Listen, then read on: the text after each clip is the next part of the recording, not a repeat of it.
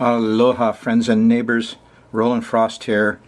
I'm going to do program 1009 for you shortly. We're going to do the sky mirror and see what it's like day by day for the first 10 days in April. Yeah. First 10 days in April. Well, Friday's what? April Fool's Day, huh? Ha ha ha ha. Well, as far as I'm concerned, this is a very strange time. Yeah, because in the middle of your next week, next Wednesday night, no, it's Thursday morning, the 7th, there is a new moon. A new moon on Uranus. A new moon on Uranus? Ooh, squares Pluto. A new spirit of brotherhood and revolutionary fervor. It's quite nice. Now there's two sides to this, because all the other planets aren't in agreement. You get your new moon April 7th at 18 degrees of Aries on Uranus. And Uranus, when it acts up, you get quakes, tornadoes, power outages. Or the genius shows up, the two sides of it. You get new electronics, a revolutionary spirit, flashes of common sense, environmental progress. Yes, it can be shaky. You can see how the Earth isn't quite sure about this. What, take their guns away? Well, let's see how it goes day by day. We're going to run the moon around the edge of this planetary pattern, and that gives us the mood of the times.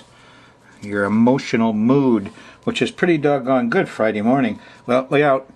Here you were on Thursday, the day before April Fool's Day, and the moon went by Pluto in the evening. Eek, a bug!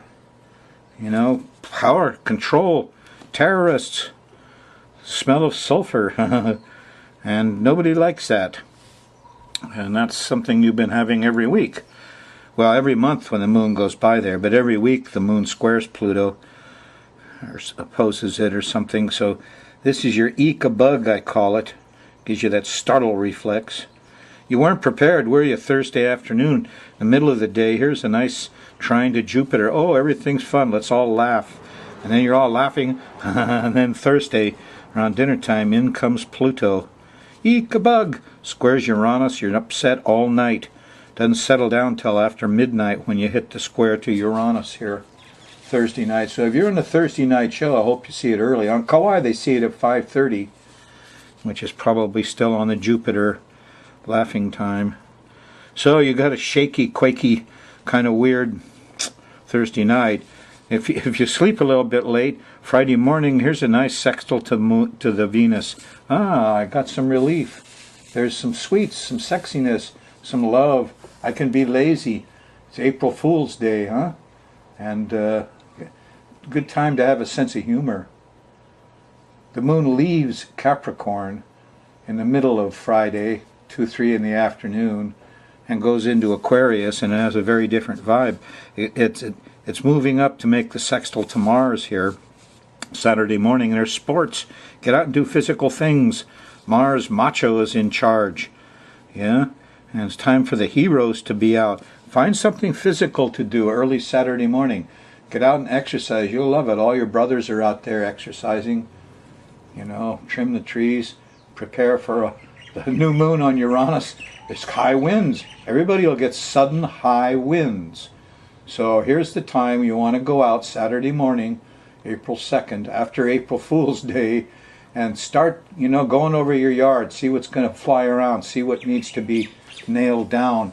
Make a few preparations for the coming month following your next new moon, Thursday morning. It's going to get gusty, windy, tornado watch. So Saturday's a pretty good day. It starts with a flurry of protective stuff, and you finish up with a sense of accomplishment here just after lunch. And then you're making good plans around dinner time with the sextile to Saturn. And in the morning, if you stay up late, 3 o'clock in the morning, Saturday, you'll have flashes of genius.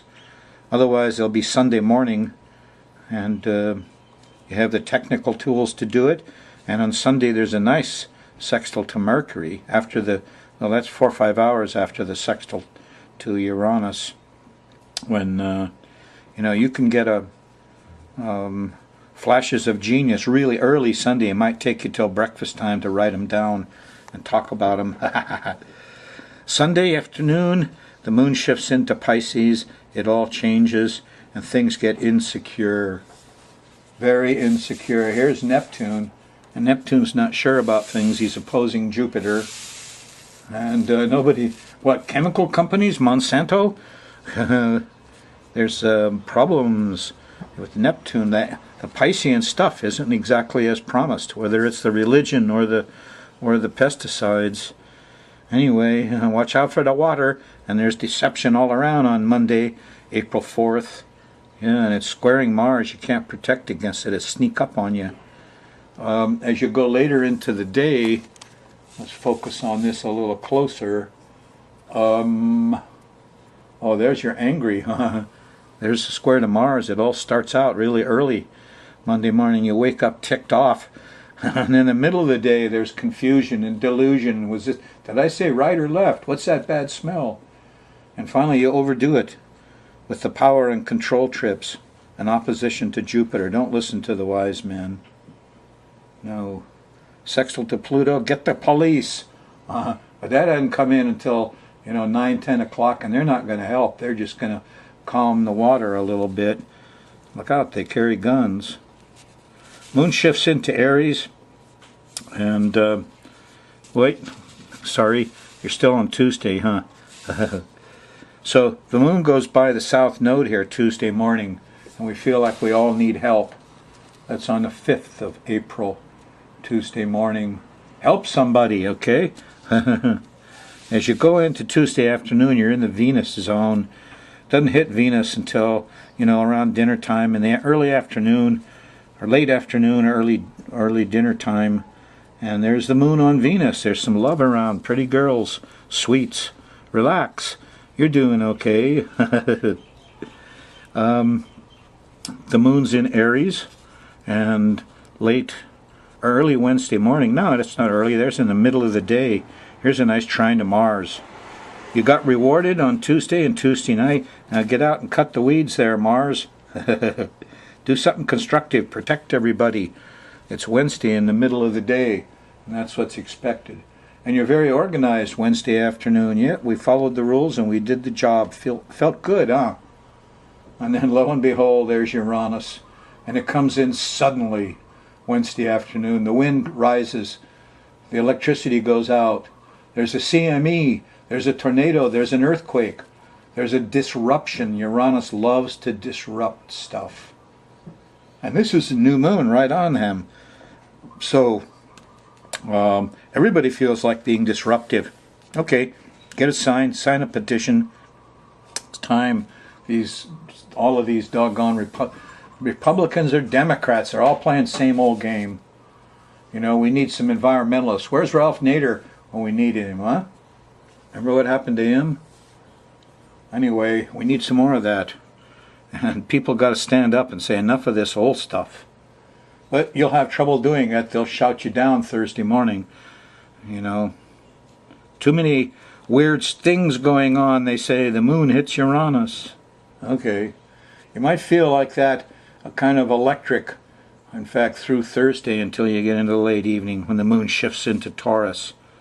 And that feels a little better. And you're starting to communicate again Friday morning. Moon's in Taurus. Goes by Mercury. Well, let's talk about this.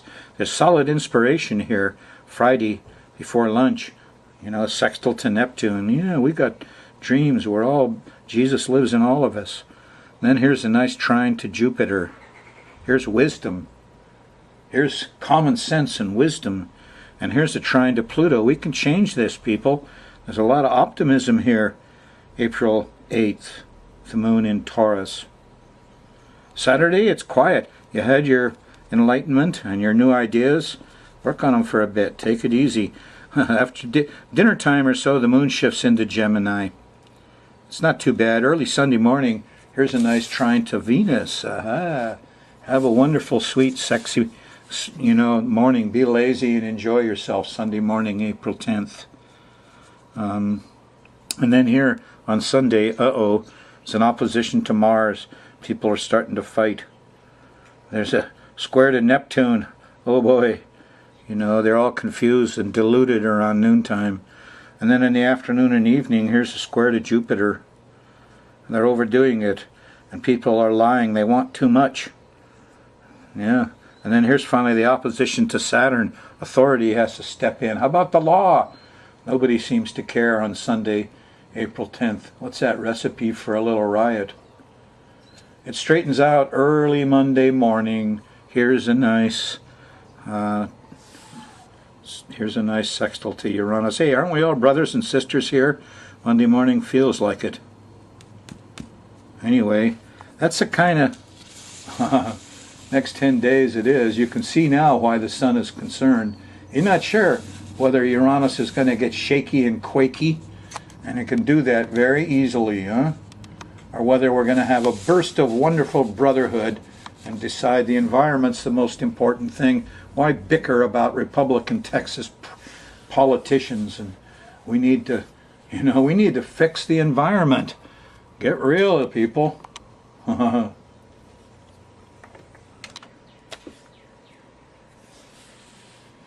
I'm going to Mexico on my next solar return, January 16th, 2017. I plan on being at Teotihuacan. I have a great room with a balcony at Quinto Sol, and I'm going to stay there a week. Haha. Oh, this looks so alien, doesn't it? No, it's not. Here's the 20-day signs. Now, these characters are actually life and death. These are day and night. And they look pretty alien at first. But boy, there's a lot of stuff here. Anyway, I'm going to be more and more into this as time goes by. This astrology and religion, and call it anything you want, is the best I've found so far, and I'm just barely beginning to understand it. I am 5 Rabbit, trying to understand. Okay, here's a few hints about the flavor of your next month. Due to a new moon on the planet Uranus, you wake up Thursday morning, it could be zap, a whole different reality. Now, some things you should know about Uranus. He isn't just a wonderful, wonderful age of Aquarius. Neptune and Uranus are both enlightenment planets. Neptune enlightens through the heart. There's religion, art, music, Bach, Beethoven. Uranus enlightens through the mind. Here's science, common sense, and things. So we've gone out of Pisces and we're into Uranus now. And the age of Aquarius, it has its difficulties. I mean, I'm trying really hard to get away from telephones. They just ring, bang, you're expected to run for them. Uh-oh. So Uranus can be very intrusive. You know, when it's going off for the next month, the alarm bell rings, you got to jump, jump. It's alarming. It's also kind of impolite. You've been to New York? New York is a town of Aquarian. It's Uranus. And at first, nobody there seems polite. They don't smile, say thank you. They're just like members of your family. They just, bump around, and they don't put on a bunch of airs. Anyway, Uranus can be difficult. Alarm bells, huh? Or it can be really nice. Uranus can make for freedom and independence.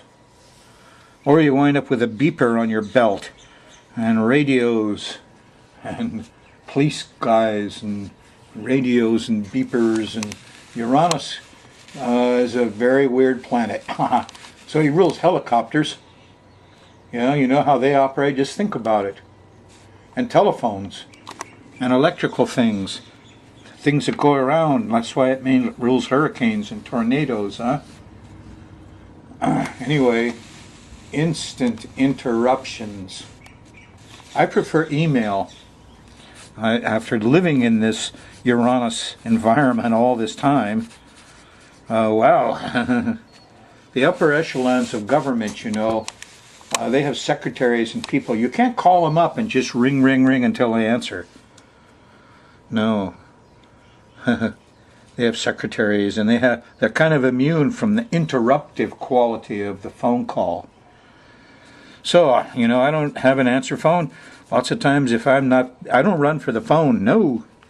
But, I look at all my emails. It's not intrusive. It's a better form of Uranus. Here I am at rollinfrost@yahoo.com. Couldn't be simpler. Small letters.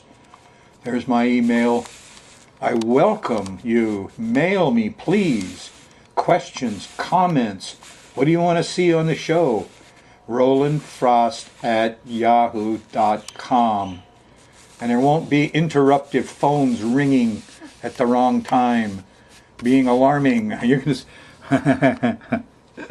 Uranus, huh? At his worst and his best.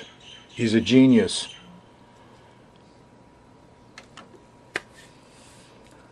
One of the highest forms of Uranus enlightenment is that we are all the same spirit, riding different trains. We have different charts, but it's just a chart. Yes. Anyway, there are generations of charts with certain flavors. Like Jesus said, an evil generation is here. I call on Bing Hope generation. Those guys with World War I, World War II, all the war we've inherited, Ronald Reagan and all this stuff. We don't like that. Full-time war. Goes into Korea and Nam. Anyway, here it is. We don't inherit the earth from our ancestors. It's not like that. That's Age of Pisces crap. We borrow it from our children. There's a proper Aquarian attitude, okay? We borrow it from our children. Let's take care of the earth.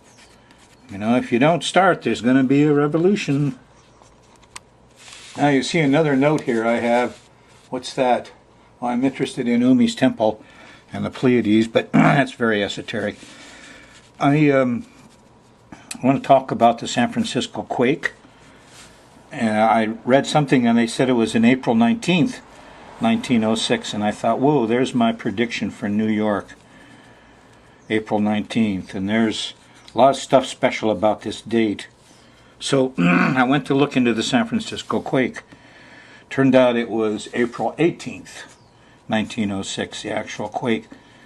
All the damage was done the next few days from fires and stuff and aftershocks, but I was born in San Francisco.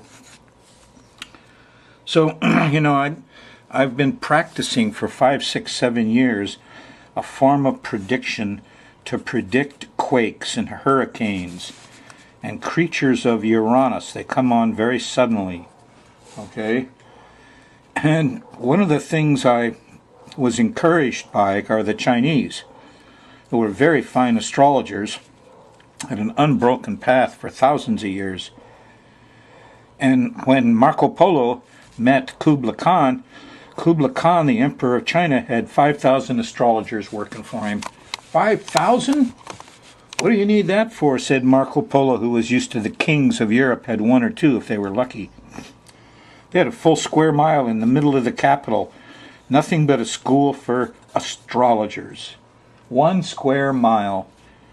They were serious. So he asked Kublai Khan, why do you need so many astrologers? He says, they watch the full moons, the new moons, the lunations, and report to me. So I started doing that. Next thing I found out, it's not as easy as you think. Sometimes the first moon before a disaster telegraphs it, and you can find the location. Oh, wow, I loved it. Sometimes it's 2 months before, sometimes 3. I've had some that were 4 months before the lunation signaled, and it was 4 months early. Then you had, here's the damage, and here's the crying, and here. But, so it's not like these things are simple. I mean, these guys spent all their lives, these Chinese astrologers, in a special school to learn it. And if they didn't perform once they were out in the field, 5,000 different stations all over China. Yeah, if they didn't perform, they were summarily fired. There's even some stories about a few of them were executed. They were so wrong. So it's serious business. So I attempted it. And sure enough, it worked. And I'm stuck with this thing, sometimes 4 months, sometimes 3. I think it's how far they are off the angle, the lunations. there's reasons for these delays, but upshot is I learned it, and I've been really good at it. So I don't want it to go to waste if I stop doing this work and take off for the jungles of someplace. No, this having a chart of the country is wonderful. The San Francisco quake shows up in the USA chart. Yeah, well, how did I get into the San Francisco quake? Well, somebody said it was, on the net said it was April 19th, and that's when we're going to have that hit on the U.S. in New York. I was interested. What happened on April 19th? I looked it up. San Francisco quake, city I was born in. And it turned out a lot of it, the quake actually started on the 18th of April, 1906. So I went back and I started using the tools that I have learned to use to predict earthquakes. And lo and behold, they worked sweet. So I want to show you so that there's a record of this in case I'm not on forever. I may not be here for the next 20 years, huh? Okay, here's some directions on what took me 5-6 years of intense research and development.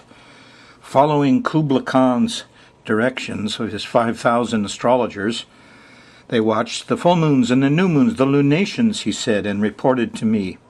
So I started doing that. And lo and behold, they're in locations. And so I started getting hits. And before you know it, I was one of Kubla Khan's astrologers. Now, it's always good to practice on stuff that already happened. Here is the San Francisco quake. How did I get into this? Well, somebody told me it was on April 19th, which is when I thought we could get action in New York coming up. So April 19th, I'll check it out. Turned out it was April 18th. There's the first one, 512, the first shocker. And when you look at the chart in San Francisco, what do you see? Here's Uranus, the earthquake guy, right up at the top of the chart, opposing Neptune on the bottom. Here's your gas supply and liquids and fuels and insecurity, and they're both squaring Mercury. Geez, you can't get around, can't talk, walk. It's all in the environment. Transportation, communication, squared by Neptune, squared by Uranus. What a hell of a thing, especially for the next month. But this is the chart of the actual quake. Let's go further. Taking a page out of Kubla Khan's astrologers, what I've learned is when a planet slows down and stops, that's when it acts up on the stage.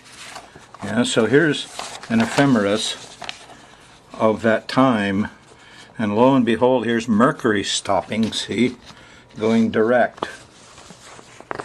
And yeah, at 7 degrees 33, Aries, and here's Uranus. Uranus stopping and going retrograde. And Capricorn squaring it at 8 degrees 29 on April 14th and April 19th. And so here's two planets stopping in square to one another. And these guys are tough. They really make for a lot. You can't think, you can't talk. So when you put this on the map, okay, you look at these lunations like those guys did when working for Kubla Khan. And let's say we start, well, here's March 10th. That's the first one. There's a full moon. Now, there's another full moon, and the earthquake is April 18th. So we're a month and 2 weeks ahead. But look at what happens here. Look at what happens.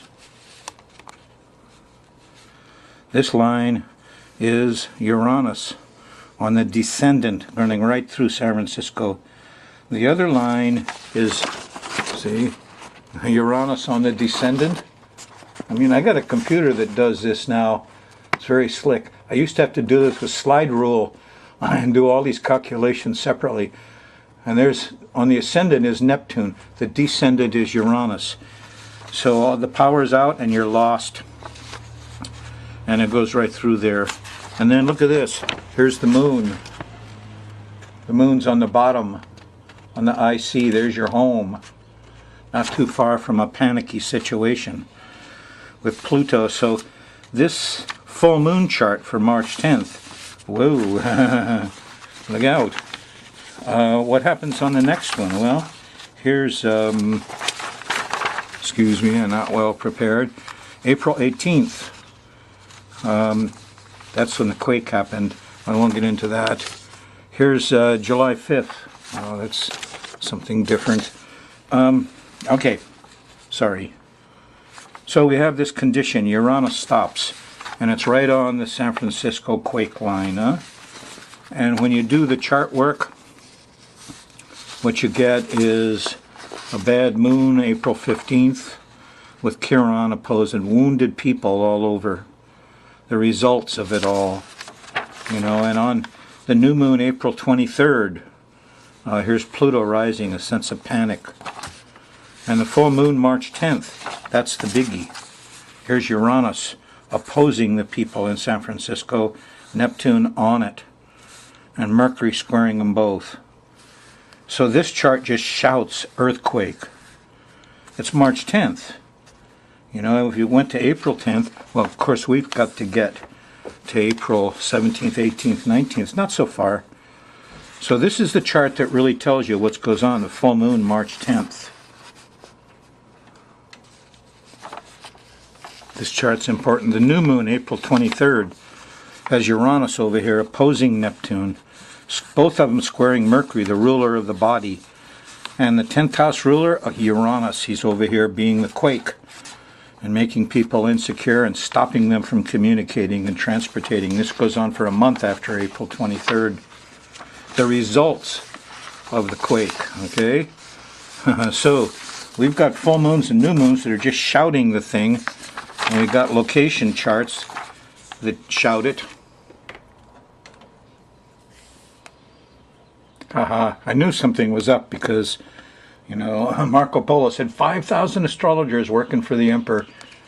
And I knew that the Chinese astrology was high class. And it was something very useful. They wouldn't spend a lot of money on it. Haha. Here's the Mayan. It looks like it might even be more high class. Here's life and death. Haha. There's a wonderful astrology. So I'm going to dive into this because I can't read Chinese and nobody seems to read Mayan yet. So it's a place where we could explore a bit, huh?